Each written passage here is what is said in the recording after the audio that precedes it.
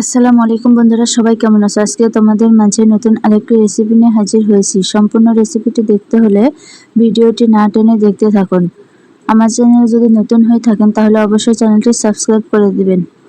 তো চলুন মূল রেসিপিতে যাওয়া যাক। এখানে আমি একটা বাটিতে লম্বা সেমাইগুলোকে ভেঙে নিয়েছি। তারপর অন্য আরেকটা বাটিতে পরিমাণ মতো ময়দা নিয়ে নেব। আপনারা চাইলে এটা আটা দিয়েও করতে পারেন। পরিমাণ মতো ময়দা নেওয়ার পর তাতে পরিমাণ মতো পানি দিয়ে একটা ঘন ব্যাটার তৈরি করে নেব। ব্যাটারটা পাতলা করে নেওয়া যাবে না, ঘন করে নিতে হবে। তারপর অন্য আরেকটা বাটিতে আবারও পরিমাণ মতো ময়দা নিয়ে নেব।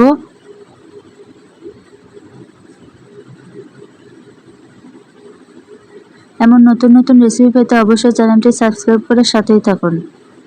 তারপর তাতে স্বাদমতো লবণ এবং কিছুটা কালো জিরা দিয়ে দেব।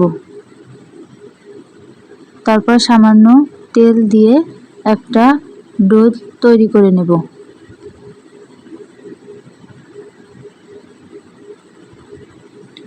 ডোটা তৈরি করে নেওয়ার পর ডোটাকে কিছুক্ষণের জন্য একটা বাটি দিয়ে ঢেকে রেখে দেব।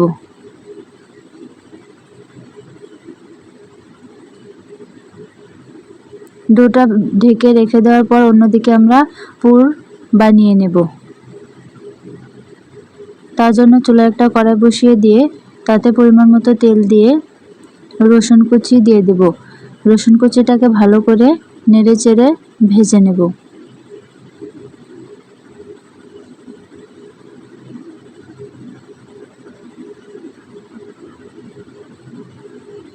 রসুনটা কিছুটা ভেজে নেওয়ার পর তাতে পেঁয়াজ এবং কাঁচামরিচ কুচি দিয়ে দেব। পেঁয়াজ এবং কাঁচামরিচ সহ রসুনটাকে আরও কিছুক্ষণ ভালো করে ভেজে নেব।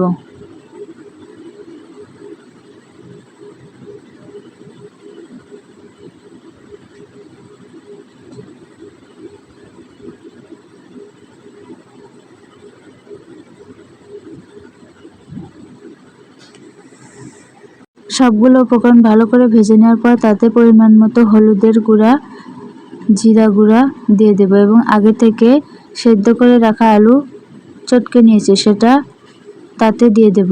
তারপর তার সাথে ধনেপাতা কুচিও দিয়ে দেব। এখন আলুটা এবং ধনেপাতাকে ভালো করে নেড়ে চেড়ে ভেজে নেব। একটু লবণ দিয়ে দেব। সবগুলো উপকরণকে ভালো করে মিশিয়ে নেব এবং কিছুক্ষণ ভেজে নেব। এখানে পানি দেওয়ার কোনো প্রয়োজন নেই।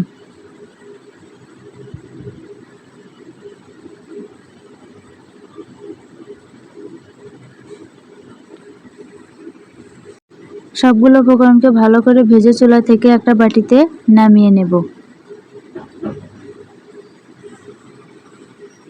তারপর ঢেকে রাখা ডোটা একটা পিঁড়ির উপর নিয়ে নেব এবং পরিমাণ মতো ছোট ছোট করে টুকরা করে কেটে নেব। ডোগুলোকে ছোট ছোট কেটে নেওয়ার পর সরিয়ে নেব। তারপর একটা একটা করে ডো নিয়ে যতটা সম্ভব পাতলা করে রুটি বেলে নেব।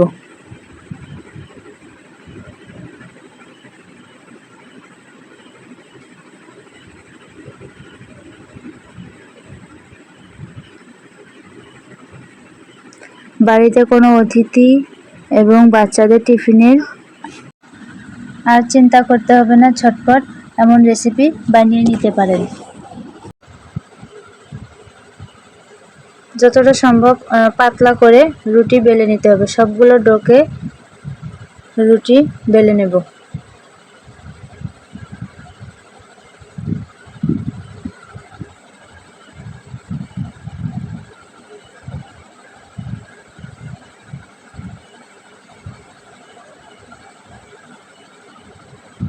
সবগুলো রুটি বেলে নেওয়ার পর রুটিগুলোকে চুলায় একটা তাওয়া বসিয়ে দিয়ে হালকা ছেঁকে নেব।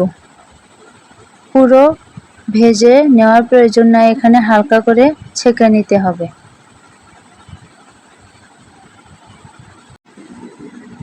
এভাবে সবগুলো রুটিকে একে একে ছেঁকে নেব। ছেঁকে রাখা সবগুলো রুটি একসাথে করে একটার উপর আরেকটা ভালো করে বসিয়ে নেব। তারপর একটা ছুরির সাহায্যে মাঝখান বরাবর কেটে নেব।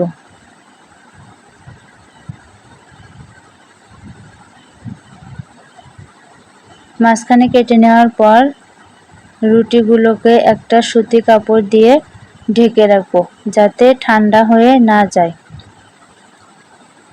তারপর কেটে রাখা রুটির একটা টুকরো নিয়ে নেব এবং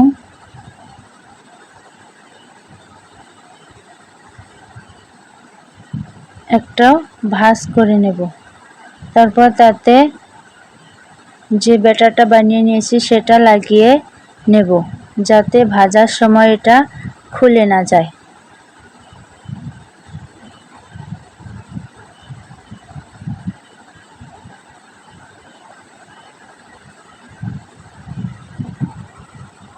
কিছুটা কোণ আকৃতি করে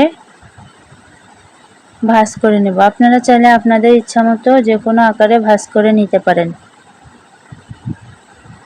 ভালো করে ব্যাটারটা লাগিয়ে নেব যাতে তেলে ভাজার সময় কোনোভাবেই ছেড়ে না যায়।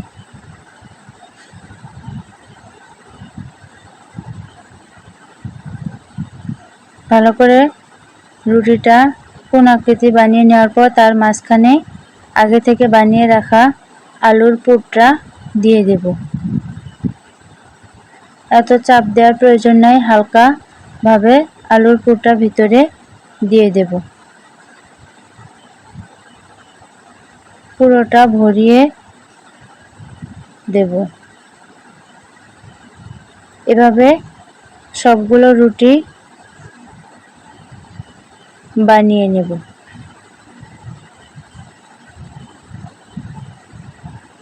সবগুলো নাস্তা বানিয়ে নেওয়ার পর আগে থেকে ভেঙে রাখা লম্বা সেমাইয়ের টুকরা নিয়ে নেব এবং ব্যাটারটা নিয়ে নেব।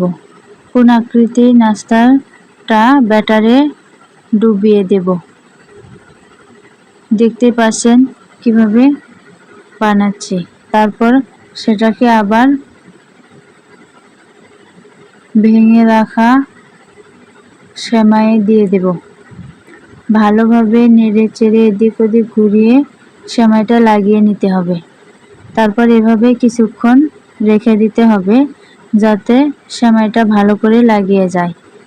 এভাবে সবগুলো বানিয়ে নেব।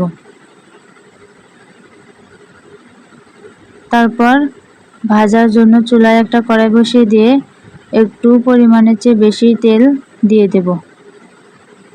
তারপর একে একে সবগুলো নাস্তা তেলে দিয়ে দেব এবং ভেজে নেব।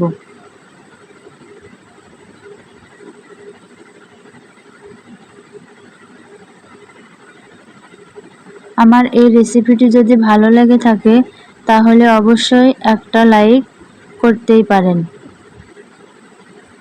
এক পাশ ভালো করে ভেজে নেওয়ার পর উল্টিয়ে অপর পাশ ভালো করে ভেজে চুলা থেকে নামিয়ে নেব। এমন নতুন নতুন রেসিপি পেতে অবশ্যই চ্যানেলটি সাবস্ক্রাইব করে সাথেই থাকুন।